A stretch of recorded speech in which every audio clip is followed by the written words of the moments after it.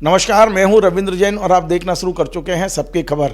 हमने मध्य प्रदेश में ऐसे किस्से नहीं सुने। हाँ, मध्य प्रदेश के बाहर कई राज्यों में होते रहे हैं कि यदि आप सत्ता के खिलाफ खबर लिखें तो उन समाचार पत्रों की बिजली काट दी जाती है या विज्ञापन बंद कर दिए जाते हैं।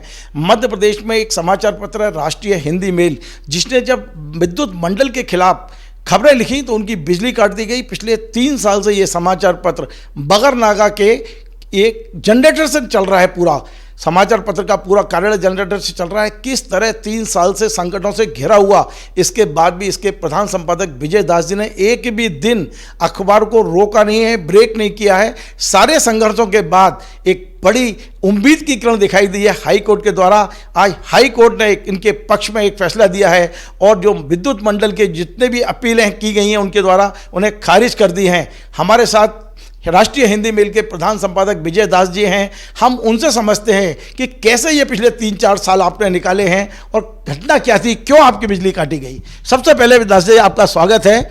आखिर राष्ट्रीय हिंदी मेल पर इतना बड़ा हमला पिछले 3 साल से किया जा रहा है, कैसे सहन किया आपने, क्यों बिजली काटी, हालात क्या थे? पहले तो मैं आपको धन्यवाद देता हूं कि पत्रकार के रूप में आप अपनी जो भूमिका होती है उसकी पूरी ईमानदारी से, पूरी ताकत के साथ, पूरी साहस के साथ आप जनता के सामने सच्चाई से भरी खबरों को दिखाते हैं और जनता तक उनकी आवाज़ पहुंचाते हैं जिनकी आवाज़ कोई सुनता नहीं। ठीक इसी तरह राष्ट्रीय हिंदी मेल भी एक समाचार पत्र है जहां पर सैकड़ों पत्रकारों ने अपनी ज़िंदगी, अपना कैरियर बनाया है। लेकिन दुर्भाग्य यह था कि पिछले 2 साल से मध्य प्रदेश सरकार के एक नौकरशाह, मैं आज खुलकर नाम लेना चाहता हूं, संजय दुबे, जिनकी अकर्मण्यता और भ्रष्टाचार की वजह से हमें यह कष्ट हुआ कि उन्होंने अवैध बिजली का बिल देकर हमारे संस्थान की बिजली 2 वर्षों से कटवा कर रखी। उन्हीं के निर्देश पर विद्युत वितरण कंपनी के प्रबंध संचालक गणेश मिश्रा, उन्होंने भी अकर्मण्यता दिखाई। तब हम जाकर कंज्यूमर कोर्ट में हमने अपील लगाई। पहले हम हाई कोर्ट गए, हाई कोर्ट ने हमें निर्देश दिया कि आप कंज्यूमर कोर्ट जाइए। कंज्यूमर कोर्ट में हमने अपील लगाई। कंज्यूमर कोर्ट ने बाकायदा विजिलेंस कमेटी से जांच कराई। जांच कराने के उपरांत उन्होंने पाया कि विद्युत वितरण कंपनी ने जितने भी अवैध बिल दिए हैं वो सब अवैध है, इलीगल है और उसे निरस्त किया जाता है। लेकिन उन्होंने संजय दुबे के निर्देश पर, विद्युत वितरण कंपनी ने उस निर्देश पर उस आदेश का पालन नहीं किया। उसके विरुद्ध वे हाई कोर्ट में फिर से चले गए। आज मैं माननीय उच्च न्यायालय को हृदय की गहराइयों से धन्यवाद देता हूं कि उन्होंने एक मीडिया संस्थान का जो पक्ष है उसको मजबूती से स्वीकार करते हुए न्याय किया हमारे साथ। और जस्टिस विवेक अग्रवाल साहब ने ये निर्णय दिया है कि राष्ट्रीय हिंदी मेल के विरुद्ध जितने भी बिल थे और जिसको कंज्यूमर कोर्ट ने इलीगल पाया गया था, उस आदेश में कोई अवैधता नहीं है, कोई इलीगलिटी नहीं है, इसलिए उस आदेश को अपहोल्ड किया जाता है। इसका मतलब ये है कि कंज्यूमर कोर्ट ने जो आदेश हमें दिया था उस आदेश का पालन करने के लिए राज्य सरकार बाध्य है।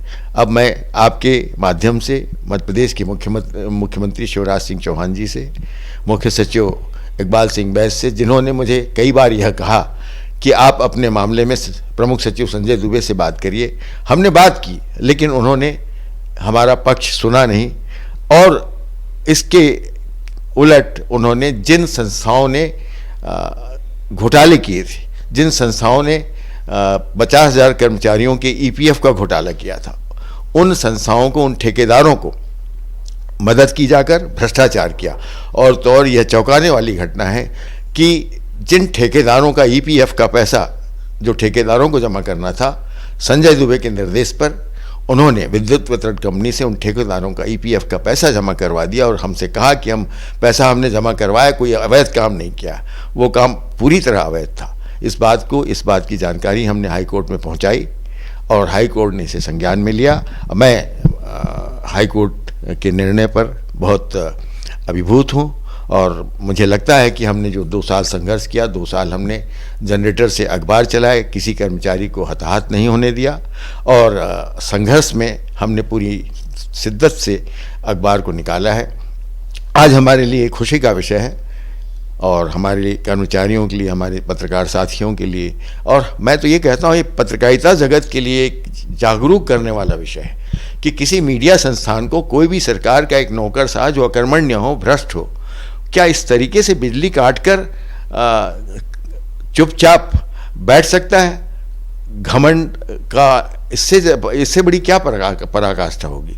मैं मुख्यमंत्री जी से निवेदन करना चाहूँगा कि उसकी वजह से, उस नौकरशाह की वजह से राष्ट्रीय हिंदी मिल संस्थान को भारी नुकसान हुआ है। दो साल में जो नुकसान हुआ है इसका अंदाज भी लगाना मुश्किल है। हम तो ये कहते हैं कि हम तो बेघर हो गए, पूरी तरह से हम बर्बाद हो गए। अब इसका खामियाजा कौन भुगतेगा? क्या संजय दुबे अपना घर बेच के देंगे? मैं ये सवाल आज उठा रहा हूँ कि हाई कोर्ट के निर्णय के बाद क्या संजय दुबे अपना घर बेच के हमारा नुकसान अदा करेंगे?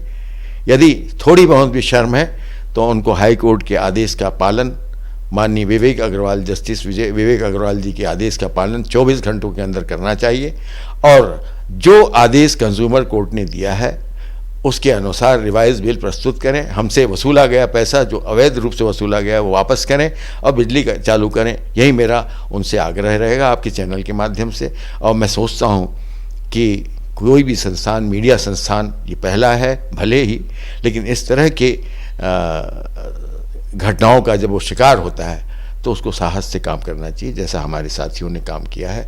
मैं अपने साथियों को भी बधाई देता हूं कि उन्होंने पूरे साहस से काम किया। पूरे परिवार को, अपने परिवार को भी मैं बधाई देता हूं कि उन्होंने पूरी ऐसे वक्त में मुझे साथ दिया जिस समय सब ने साथ छोड़ दिया था, पूरी सरकार ने साथ छोड़ दिया था। मुख्यमंत्री से मैं कई बार मिला, आपको आश्चर्य हो गया रविंद्र जैन जी, मैं मुख्यमंत्री से मिलकर रोया भी, गिड़गिड़ाया भी कि आप गलत कर रहे हैं, लेकिन मुख्यमंत्री ने सिर्फ ये कहा कि भाई साहब चिंता मत करिए, भाई साहब चिंता मत करिए। लेकिन राजनीति में जो होता है वही उन्होंने किया, और अब उनको एक शर्मिंदगी महसूस होनी चाहिए, और उनको यदि थोड़ी बहुत भी नैतिकता बची हो उनमें, तो मैं उनसे अनुरोध करूँगा कि माननीय हाईकोर्ट के आदेश का पालन करें और राष्ट्रीय हिंदी मेल की बिजली यथावत प्रारंभ करें, और जो पैसे अवैध तरीके से वसूले गए हैं, जो बिल अवैध तरीके से भेजे गए हैं, उसे निरस्त करते हुए जितना भी नुकसान हमारा हुआ है, हमारे संस्थान का हुआ है, साथियों का हुआ है,